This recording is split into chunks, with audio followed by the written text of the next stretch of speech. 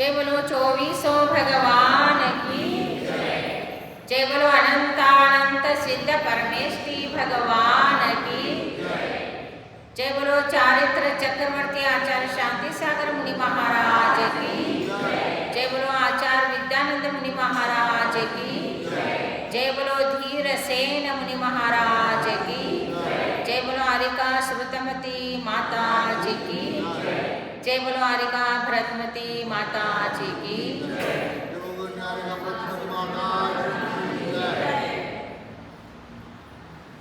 विसट्टगन्धोट्टदलानुयारं सोलोयणं छन्दसमानतुण्डं घोनाजियं चम्पयपोपसोऽहं तं गोमटेशं प्रणमामि नित्यम् तं गोमटेशं प्रणमामि नित्यं प्रणमामि नित्यं। महानुभावों, आज वैसे तो 15 अगस्त है, स्वातंत्र्य दिन। हमारे देश को आज स्वतंत्रता मिला। 1000 वर्ष हमारा देश गुलामी में रहा। बहुत से लोग, मुगल, शक आदि लोगों ने और ब्रिटिश लोगों ने हमारे देश को कब्जा करके रखा था। तो गांधी जी ने बहुत अच्छी तरह से अहिंसा और सत्य के साथ उनके साथ संघर्ष करके अपने देश को स्वतंत्रता दिलाया है। तो स्वतंत्रता के समय जितने कष्ट भोगना पड़ा और किस प्रकार से स्वतंत्रता को लाए, ये सबको हिस्ट्री में पढ़ना चाहिए। क्योंकि आज लोग जिन्होंने स्वतंत्रता लाए, जिन्होंने पूरा देश को बनाया और देश को इतना स्वावलंबन कर दिया, कितना प्रगति कर दिया हर तरह से, और ऐसे गांधी जी हो और बहुत से महान महान व्यक्ति हैं। फिर इन सारे लोगों को फिर बाद में प्रधानमंत्री बने नेहरू जी और राजेंद्र प्रसाद जी राष्ट्रपति बने। इन लोगों ने भी बहुत श्रम से अपने देश को बनाया। तो आज जो झूठ बोल के उन लोगों को गालियाँ देते हैं, क्या किया है बोलते हैं, तो आपको इसका ज्ञान होना चाहिए। इसलिए हिस्ट्री पढ़ना चाहिए कि हमारा जैन धर्म यही कहता है कि जो अपने पास में भले ही राजनीति नहीं खेलने का है, लेकिन देश का संरक्षण करते हुए हमारा जैन धर्म में आया है। जैन धर्म के गुरु भी हमेशा जैन गुरु और जैन राजा ये परंपरा से रहे। सम्राट चंद्रगुप्त तक जैन मुकुटबद्ध राजा ही रहे। उसके बाद जो है ये देश में इस प्रकार से गुलामी होने के बाद फिर स्वतंत्रता लिया। तो ये सारे चुनाव से चुन के आते हैं, तो प्रधानमंत्री, राष्ट्रपति, मंत्री आदि बनाते हैं। और ये जो गणतंत्र दिन होता है, ये अपने जो परंपरा है, तो ये भगवान महावीर के टाइम से लिच्छवी वंश में गणतंत्र का ये परंपरा चला। तो लोक से चुन के आने का ये जो है हमारे जैन धर्म से ही है। तो कहने का तात्पर्य हर चीज़ का ज्ञान सभी को होना चाहिए, और कोई क्या कह रहा है, इसमें क्या सत्य है, कितना झूठ है, इस सब का भी ज्ञान होना चाहिए। गांधी जी ने अपने जीवन में बहुत कष्ट भोगा है, ऐसे ऐसे कष्ट भोगा है, और स्वयं भी उन्होंने अपने लिए इतना समर्पित किया है, तो कोई उसको आप विश्वास भी नहीं कर सकते हैं। जब पढ़ेंगे या हिस्ट्री जिनको मालूम है उनसे सुनेंगे तो पता चलेगा। ऐसे ऐसे कष्ट भोगे हैं, तो कोई भी प्रसंग आ जाए तो उसमें वो अपने प्रसन्नता से हंसते हुए, और कोई भी अहंकार नहीं, क्रोध नहीं, मान कषा नहीं, लोभ नहीं, इन सारे चीज़ों से रहित थे। और इसलिए उनको अहिंसा और सत्य से उनको क्या मिला है, स्वतंत्रता मिला है। और ब्रिटिश ने अपने आप में हमारे देश के ऊपर आकर आक्रमण किया, कोई हमारा कुछ गलती नहीं, कुछ नहीं, फिर भी गांधी जी को या हमारे देशवासियों को इतना कष्ट दिया पढ़ने के लिए भी। जब गांधी जी लंदन में बैरिस्टर बनने के लिए पढ़ने के लिए गए, वहाँ भी उनको कष्ट दिया, वहाँ भी एक मित्र के घर में छुप के रह के वो पढ़े, फिर बाद में व्यवस्थित पढ़े। फिर उस टाइम में उन्होंने डिसाइड किया कि मैं अपने देश को स्वतंत्र दे के ही रहूँगा। तो उसके बाद कितना बड़े बड़े आंदोलन किया, कितना सत्याग्रह किया, फिर उनको ऐसे स्वतंत्रता देश को मिला है।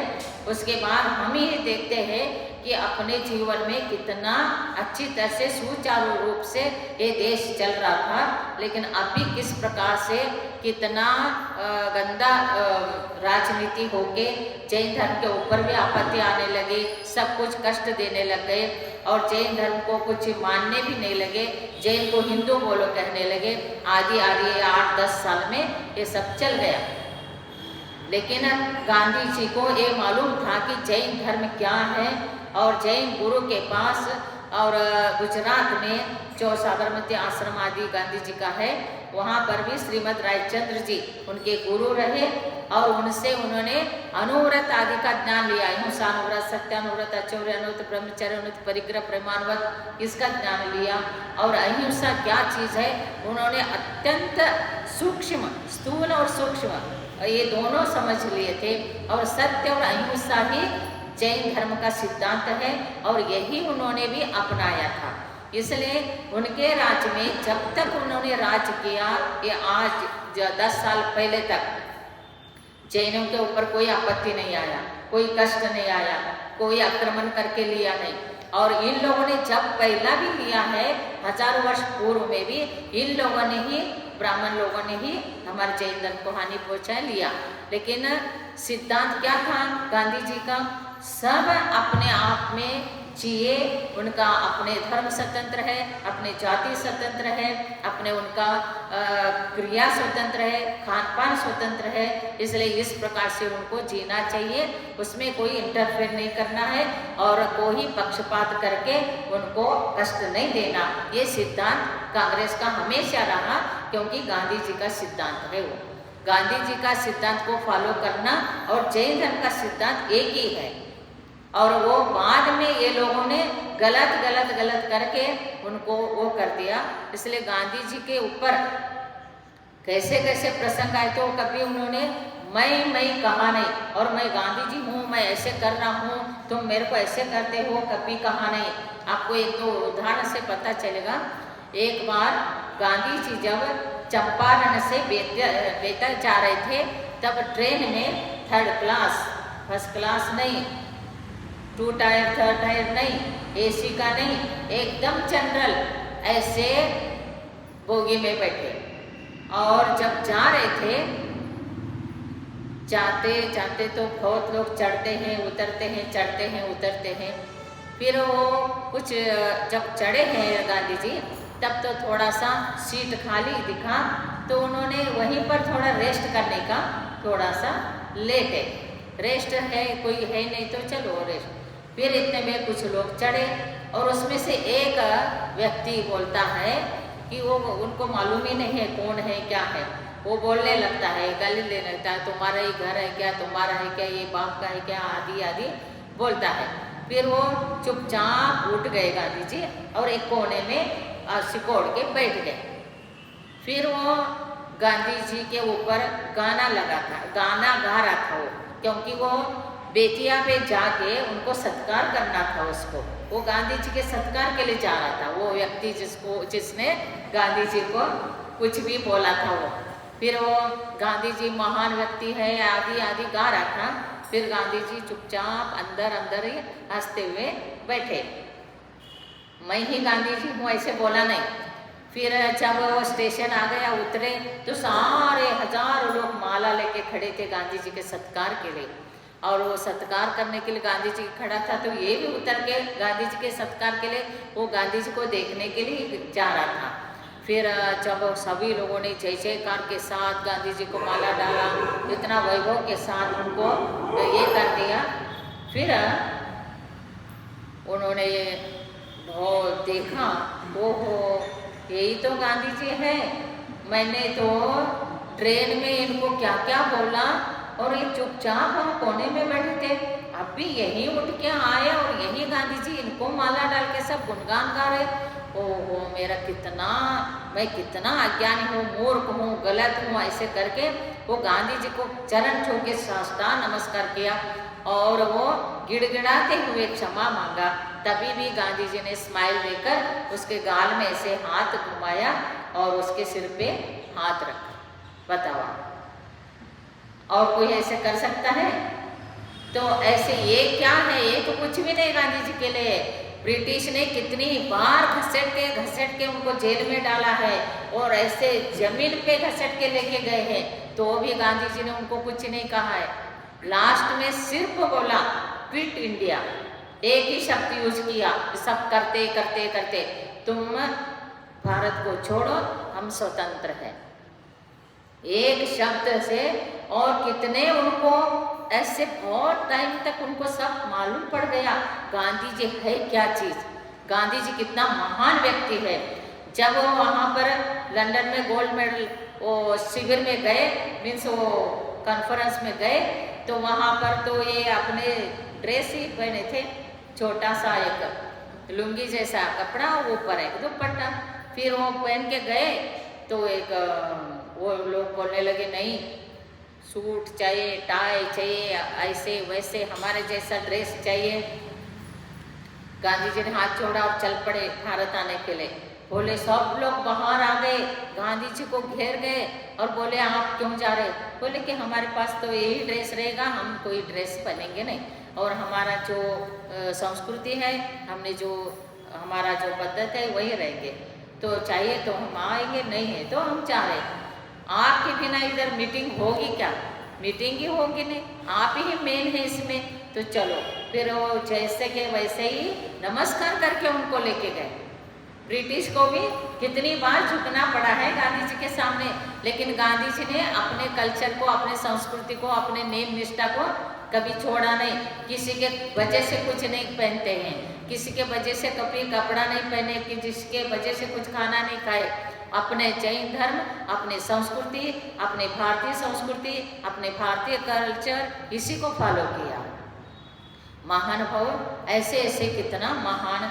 और जब जेल में डालते तब कस्तूरबा उनको मिलने के लिए चाहते, कभी गए तो वो जेल का जो रूल्स है वही फॉलो करते थे। भले ही ब्रिटिश का था लेकिन रूल्स उनका था, तो भी गांधी जी वो रूल्स फॉलो करते थे, क्योंकि वो रूल्स किनका है? अभी हमारा स्वतंत्रता नहीं है, हमारा रूल्स बना नहीं है, उनका रूल्स है। तो वहाँ का रूल्स था, जो जेलर साहब है तो वहाँ, और वहाँ पर नियुक्त करते थे, कोई भी जेल में कैद है उनके पास कोई मिलने के लिए आ जाए, क्या बात करते क्या नहीं है वो उसको सुनना है और वो उनको इन्फॉर्मेशन देना है। तो ऐसे खड़े रहते थे सबके पास। ऐसे गए, गांधी जी के पास भी एक खड़ा था और वहाँ का रूल्स सब गांधी जी को मालूम था, और कोई भी आए मिलने के लिए तो वहाँ का व्यक्ति खड़ा हो, तभी बातचीत होगी, अदरवाइज नहीं। फिर इनको लगा कस्तूरबा गांधी जी को मिलने आ रहे हैं, पत्नी है, चलो उनको बात करने दो करके वो जो आदमी को नियुक्त किया था वो वहाँ से चला गया दूर। और वहाँ से वो चला जाने से गांधी जी बोले ही नहीं कस्तूरबा से, चुपचाप ऐसे ही बैठे रहे, बोले ही नहीं। फिर वो दूर से देख रहा था कि कुछ बात ही नहीं हो रहे हैं। फिर उनको सुनने में नहीं आता था, लेकिन वो बहुत दूर था।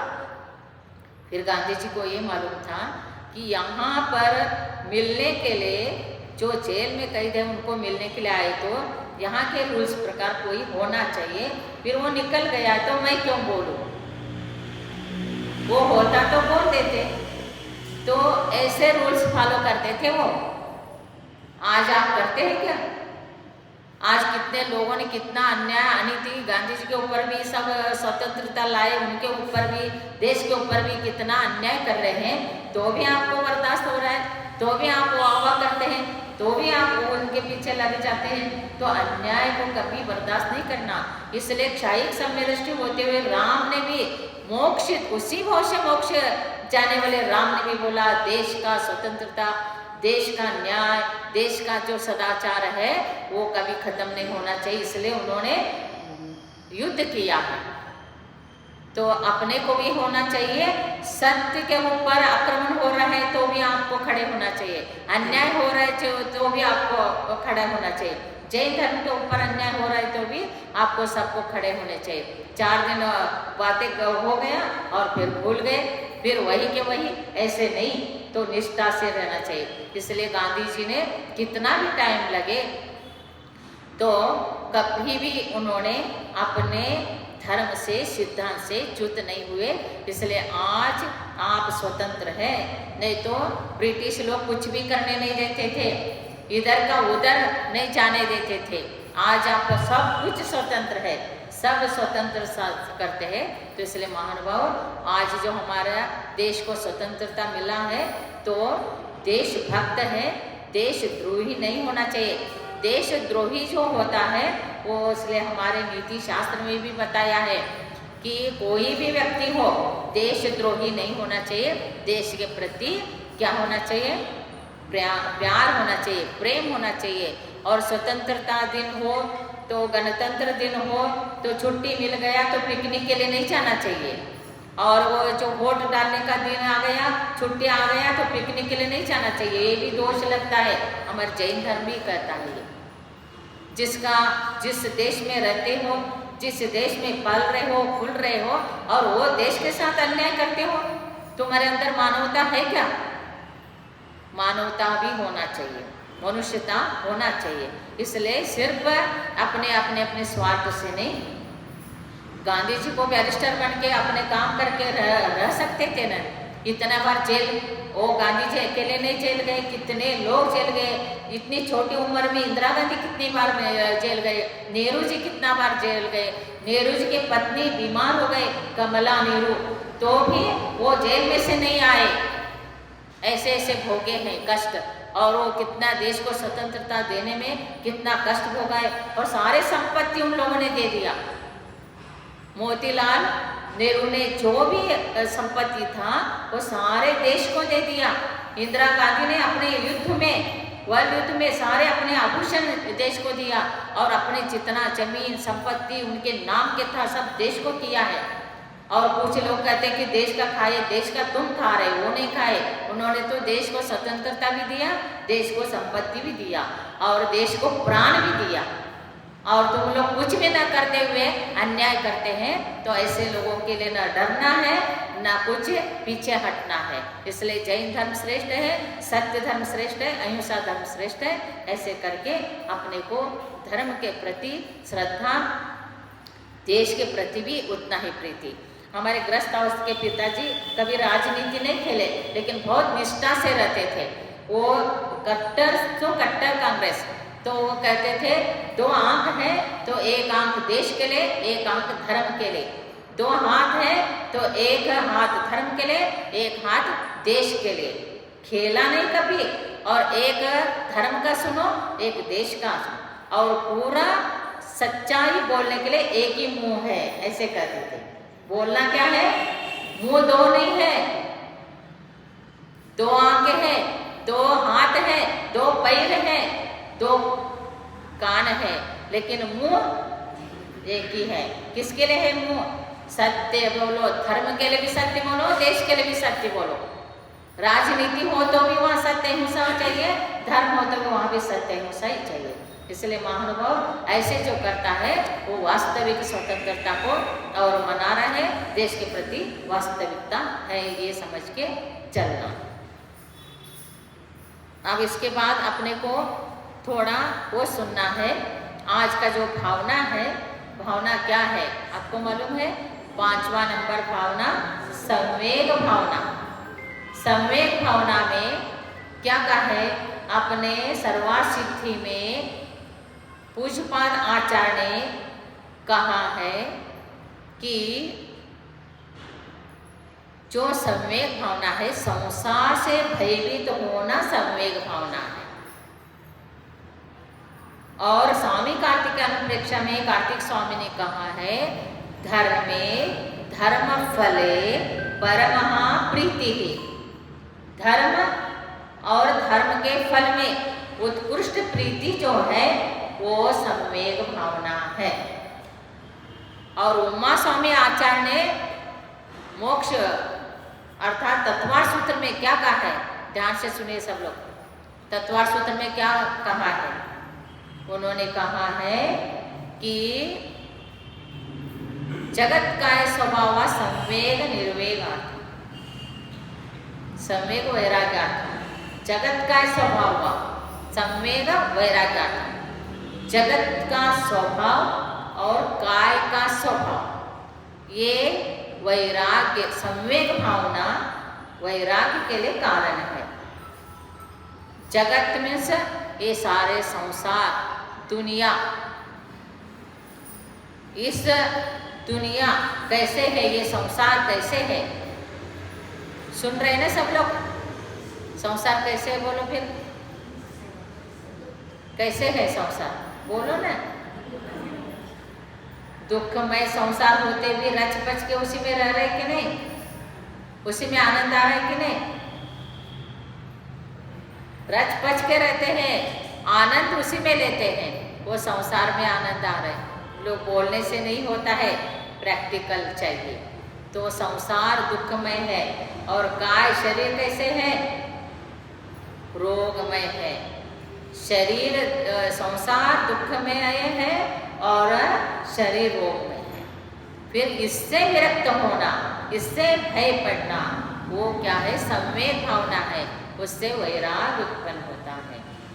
संसार असार है कोई भी कहेगा, लेकिन जीवन में समझ के ज्ञान पूर्वक उससे वैराग्य होना चाहिए। वैराग्य तो 4 प्रकार का है। 4 प्रकार के वैराग्य है, मालूम है? एक वैराग्य है प्रसूति वैराग्य, दूसरा स्मशान वैराग्य, तीसरा वैताग वैराग्य, चौथा ज्ञान वैराग्य। 3 वैराग्य तो सबको होता रहता है, क्षण क्षण में हो गया। 3 वैराग्य तो समझ ही नहीं आना। फिर वैताग वैराग्य होता है, कुछ भी पति पत्नी का झगड़ा हो जाए, कोई कुछ सास किसी के साथ झगड़ा हो जाए, मैं अब भी जाती हूँ और दीक्षा लेती हूँ, अब भी मैं घर छोड़ती हूँ। कदम कदम पे बोलेंगे। और कोई कहीं घटना घटे तो क्या संसार आसान है, क्या है, धिक्कार है। वो क्षण के लिए हो गया, वो हो गए, भूल गए, घर आ गए, भूल हो गए। और प्रसूति, जब बच्चे को जन्म दे रहे हैं तो कष्ट हो रहा है, अब संसार नहीं करेंगे, फिर भूल गए, फिर संसार किया, वो तो कुछ नहीं। वैताग वैराग में कदम कदम पे जब भी झगड़ा हो गया हम घर छोड़ के जा रहे। ऐसे ही पति पत्नी का झगड़ा होता था, बार बार पति पत्नियों में झगड़ा होता होगा। तो पति पत्नी में झगड़ा हो रहा था, फिर पति ने उसको बार बार कहता था, पति पत्नी को, तुम इतना परेशानी करती है, जब भी मैं घर आता हूँ। वैसे भी बोला गया है कि जब खाने के लिए आते हैं, खाने के लिए बैठे हैं और जब सोने के लिए जा रहे हैं, तो इस टाइम में कभी कोई चीज़ उनको, और कभी बाहर जा रहे हैं तो कभी ये 3 टाइम में कभी भी पत्नी पति को कुछ कहना नहीं चाहिए, कोई तकलीफ नहीं देना चाहिए, कोई परेशानी नहीं करना चाहिए। फिर ऐसे नॉर्मल है, कोई मूड है, देखे कुछ कहे तो बात बनेगी, लेकिन वो ऐसे ऐसे टाइम में झगड़ा करेंगे तो कुछ होगा ही नहीं। फिर वो आपस में झगड़ा होता था। फिर वो क्या हुआ कि वो बार बार तकलीफ देने लगे, तो उसने कहा कि मैं तो घर छोड़ के जाऊँ। ऐसे हर टाइम में कहता था। वो पत्नी भी ऐसे ही थी, वो बोले कि एक बार ना ऐसे बार बार झगड़ा होता है, बार बार ऐसे कहता है, तुम जाओ बोल दिया उसने। देखो पत्नी ने किसको जाओ बोल दिया, सुन रहे ना? किसको जाओ बोल दिया पत्नी ने? पति को। पति तो कह सकता है, लेकिन पत्नी ने कहा पति को जाओ बोल दिया। वो बेचारा जाओ कहने से वो चला गया घर छोड़ के, और घर छोड़ के चला गया। जैसा ही थोड़ा कुछ कदम चला, उसके मन विचार बदल गया। बोलता है कि मैं तो घर छोड़ के आ गया बाहर, और कहाँ रहूँ, कहाँ खाऊँ, कहाँ पीऊँ, क्या पहनूँ, विचार आ गया। फिर सोचता सोचता चलता चलता बोले कि चलो अपने खेत में जाके बैठ जाता हूँ। फिर कहाँ जाके बैठा? खेत में। और खेत में गया, वहाँ पर तो गायों को चरने के लिए छोड़ते ना, सुबह छोड़ देते, अपने आप गाय चरने जाते और अपने आप शाम होके आते। गोधूल मुहूर्त बोलते उसको। जब गाय चर के घर आते हैं तो गो धूल का अर्थ है गाय जब दौड़े दौड़े घर आते अपने बछड़ी को दूध पिला ले तो धूल उड़ता है, तो वो सब मुहूर्त को शुभ मुहूर्त कहते हैं। उसमें कोई पंडित को पूछने की जरूरत नहीं, कोई पंचांग को पूछने के पहले तो उसी को दो मुहूर्त में ही शादी होती थी। बहुत ऐसे बोलते हैं लोग। फिर वो जब ऐसे रहा और शाम तक रहा, फिर उसके बाद शाम तक रहने के बाद जब गाय बाहर अर्थात निकल के खेती में से आने लगी घर, तो बोलता है कि यही एक बहाना है, तो गाय के पूंछ पकड़ के जाता हूँ तो अपने आप में घर पहुँच जाऊँगा। फिर शाम तक बदल गया, सब वैराग चला गया। फिर शाम को क्या करता है, वो आता है, फिर बोलते हैं कि क्यों आया? बोले मैं नहीं आया, एक गाय लेके आई मेरे को। तो कहने का तात्पर्य ऐसे वैराग होता है, किस काम का वैराग होता है। तो इसलिए महानुभाव ऐसे संसार असार है करके वज्रदंत चक्रवर्ती जब अपने सभा में बैठे थे तो फूल लेके एक माली आता है, उनको चढ़ाता है कमल का फूल, और उसको रखा तो चक्रवर्ती ने ऐसे उठाया और देखा उसमें भ्रमर जो है प्राण रहित हुआ था। उसको देख के उनको वैराग हो गया, क्या संसार असार है। देखो ये भ्रमर के अंदर ऐसी शक्ति है, ये लकड़ी को भी तोड़ता है और उसमें छिद्र बनाता है, और एक कोमल पकड़ी को निकाल के ये बाहर नहीं आ सका। एक इंद्री के घ्राणेन्द्र के वशीभूत होके एक भ्रमर ने अपने प्राण देता है, और रसनेन्द्र के वशीभूत होके ऐसे मछली आदि प्राण देते हैं। तो कितना स्पर्शनेन्द्र के वशीभूत होके हाथी अपने इतना बड़ा हाथी प्राण देता है, और चक्षुन्द्र के वशीभूत होके हिरण अपने प्राण देता है। एक एक इंद्री के वशीभूत होके एक एक जीव प्राण देते। मैं तो पांचों इंद्री के वशीभूत हो तो मेरा क्या हालत होगा। ऐसे विचार करके वो वज्रदंत चक्रवर्ती को वैराग्य आ गया, और वैराग्य आने से उन्होंने अपने पुत्र को राज्य देने के लिए, अमित अगत्ती उनका पुत्र को राज्य देने के लिए उन्होंने बुलाया। मैं तो ये संसार असार है, इसमें कोई सुख है ही नहीं, मैं छोड़ के जा रहा हूँ। तो बोले कि आप जिस संसार को अच्छा नहीं करके दुखदायी है करके छोड़ रहे, उसको मैं क्यों ग्रहण करूँ। और आप लोग होते तो क्या बोलेंगे, पहला दीक्षा ले लो, मेरे को राज्य दे दो। दीक्षा ले रहे तो बहुत अच्छा हो गए, भगवान आपने बहुत अच्छा किया बोलेंगे। उन्होंने क्या कहा, आप मेरे को राज्य दे रहे, जिसको आपको नहीं अच्छा लग रहा है, जो आपको दुखदायी लग रहा है, उस राज को आप छोड़ रहे हैं और मेरे को दे रहे, मैं नहीं ग्रहण करूँगा। फिर वो अपने पिता के साथ, वो बेटा भी तैयार होगा, फिर उनके बेटा बालक था, बहुत बालक था, उनको तिलक लगाया और राज्य दे दिया उनको, बालक को, बेटा का बेटा को। और सब दीक्षा लेने के तैयार हो गए, तो उनके साथ वज्रदंत चक्रवर्ती के साथ 60,000 रानियाँ ने दीक्षा ले लिया, 20,000 राजा ने दीक्षा ले लिया, 1,000 पुत्र ने दीक्षा ले लिया। आप देखो, और सभी ने दीक्षा ले लिया। तब वो रानी सोचती है कि इतना छोटा सा नन्हा सा बालक को राज, इतना बड़ा राज दे के गए, ये कैसे संभालेगा। इसलिए उन्होंने अपनी जो पुत्री वज्रदंत राजा की, चक्रवर्ती की पुत्री जो वज्रजंग राजा को दिया था, उसका नाम श्रीमती। वो सोचती है दामाद को बुला लेती हूँ, दामाद को बोलती हूँ कि कुछ बड़ा होने तक तो आप राज्य संभालो। उनको मैसेज दिया तो वो आए, आकर यहाँ रहकर वो बड़े पुत्र होने तक राज्य संभाला। मंत्री को, अच्छा विशेष मंत्री को नियुक्त किया, मंत्री को सब राज्य को सौंप के वापिस जब वज्रजंग राजा जा रहे थे श्रीमती के साथ, तब उन्होंने रास्ते में अपना डेरा डाला था। वहाँ पर 2 चारमूर्ति मुनिराज आए और उनको उन्होंने आहार दिया और वो आहार देकर जब उन्होंने देखा उनके वज्रजंग राजा के क्या था कि उनके पुत्र 98 पुत्रों ने दीक्षा लिया था। उसके लास्ट 2 पुत्र जो है वो चारमूर्ति मुनि बने थे, उनको आहार दिया। उसी टाइम में जब श्रीमती और वज्रजंग राजा आहार दे रहे थे उस टाइम में 4 तिर्यंच प्राणी बंदर, नविला और ये शेर, ये जीवों ने उनको अनुमोदन किया था। सुअर, जो जंगली सुअर, ये चारों जीव और मंत्री, पुरोहित, सेठ, सेनापति, ये 4 लोगों ने अनुमोदन दिया और वो दोनों ने आहार दिया था चारमूर्ति मुनिराज को। ये 10 लोग जो हो गए, ये सारे 10 लोग कौन हो गए? आदिनाथ भगवान का जीव वज्रजंग राजा और श्री वो जो पूर्व में और श्रीमती का जीव तो कौन हो गए? श्रेयांश राजा हो गया, श्रीमती का जीव। और उन्होंने अपने पुत्रों को आहार दिया था, वो उनको याद आ गया तो मुनिराज को आहार दिया।